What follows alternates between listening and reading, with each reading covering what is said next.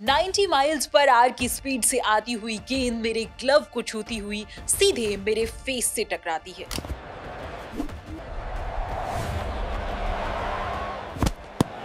The impact was severe. It felt as if a blacksmith had put a burning hot iron rod on my upper lip. दर्द तेजी से मेरे चेहरे से होते हुए शरीर के दूसरे हिस्सों तक फैल गया। I was not sure of the extent of damage till I noticed blood oozing out of my mouth. It covered my glove and shirt in a few seconds. अचानक सभी नजदीकी फील्डर्स मेरे पास दौड़ कर आते हैं to check if I was all right. ये कहानी है उस क्रिकेटर की जिसे फास्ट बॉलर्स के अगेंस्ट अटैकिंग बल्लेबाजी करने वाले दुनिया के सर्वश्रेष्ठ बल्लेबाजों में शुमार किया जाता है। You can imagine he got 12 stitches on his face and still managed to bat against the hostile West Indian bowling attack, जिसमें Michael holding, Malcolm martial, Andy Roberts और जोएल गार्नर शामिल थे। Why I'm telling this story? Because fearless cricket की असली परिभाषा क्या होती है, ये किताब हमें बताती है। द ग्रेटेस्ट मोहिंदर अमरनाथ की किताब फियरलेस न सिर्फ क्रिकेट के मैदान पर किस तरह से निडरता के साथ खेला जाता है इसके बारे में हमें मैसेज देती है, बल्कि बताती है कि असल जिंदगी के चैलेंजेस को आप एक्सट्रीम प्रेशर के बावजूद कैसे हैंडल करते हैं। 1983 वर्ल्ड कप के फाइनल में भारत ने वेस्ट इंडीज को हराकर पहली बार क्रिकेट विश्व कप जीता, जिसके सेमीफाइनल और फाइनल में जबरदस्त परफॉर्मेंस के चलते मोहिंदर अमरनाथ को प्लेयर ऑफ द मैच घोषित किया गया। लेकिन इससे ठीक पहले इंडियन टीम ने वेस्ट इंडीज के खिलाफ ही खेली थी एक इम्पॉर्टेंट सीरीज। मोहिंदर अमरनाथ उस सीरीज में शानदार फॉर्म में थे, लेकिन बारबेडोस टेस्ट में मार्शल की एक जानलेवा बाउंसर सीधे उनके ग्लव को टच करती हुई उनके फेस से टकराती है। वे वहीं पिच पर गिर पड़ते हैं, खून बहने लगता है और उन्हें मैदान से बाहर ले जाया जाता है। किसी आम खिलाड़ी के लिए ये करियर खत्म कर देने वाली इंजरी हो सकती थी, लेकिन वे जिमी थे।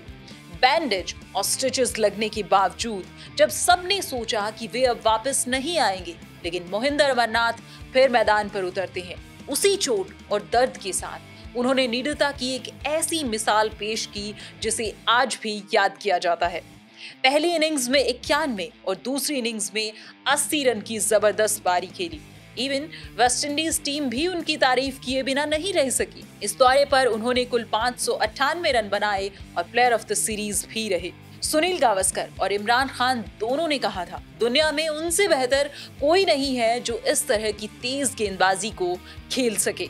फियरलेस आपको क्यों पढ़नी चाहिए? ये किताब आपको क्रिकेट के सबसे क्रूर और ड्रामेटिक युग के अंदर ले जाती है, जहां एक गेंदबाज का मकसद सिर्फ विकेट लेना नहीं बल्कि बल्लेबाज को घायल करना होता था। मैसेज ये कि दर्द और डर के सामने टूटना मना है। ये किताब सिर्फ बाउंड्रीज के बारे में नहीं है, बल्कि उस मेंटल फ्रेमवर्क के बारे में है जो आपको हर बार ड्रॉप होने पर, हर बार चोट लगने पर और हर बार हारने के बाद भी उठने के लिए प्रेरित करती है। ये कहानी सिर्फ 1983 के सुनहरे पलों की नहीं है, बल्कि उन बाउंसी तूफानी पिचेस की कहानी है जहां उन्होंने वेस्ट इंडीज के फास्ट बॉलर्स से अकेले लोहा लिया। किताब में मोहिंदर अमरनाथ ने अपने पिता के बचपन से लेकर खुद के पटियाला के बारादरी क्रिकेट ग्राउंड में 4 साल की उम्र में बल्ला थामने, 70s के समय हर बुधवार शाम रेडियो सिलोन से रिले होने वाले अमीन सयानी की दमदार आवाज से सजे बिना का गीत माला प्रोग्राम के लिए उनकी क्रेज के बारे में भी जिक्र किया है। वे मेंशन करते हैं कि कैसे उनके पिता के अलावा पूरी फैमिली म्यूजिक की फैन थी। म्यूजिक के लिए खुद के पैशन के बारे में वे लिखते हैं कि एक 2-in-1 म्यूजिक सिस्टम अपने साथ हर दौरे पर वे कैरी किया करते थे। जब कोई गाना गुनगुनाते थे तो मोहम्मद रफ़ी साहब की तरह आवाज निकालने की कोशिश करते, और जब कभी आईने के सामने खड़े होकर मुस्कुराते तो खुद को दिलीप कुमार और देवानंद की तरह समझते। लेकिन जब बात आती है क्रिकेट की तो वे बनना चाहते थे अपने पिता लाला अमरनाथ की तरह एक आइकन, जो कि वे बने भी।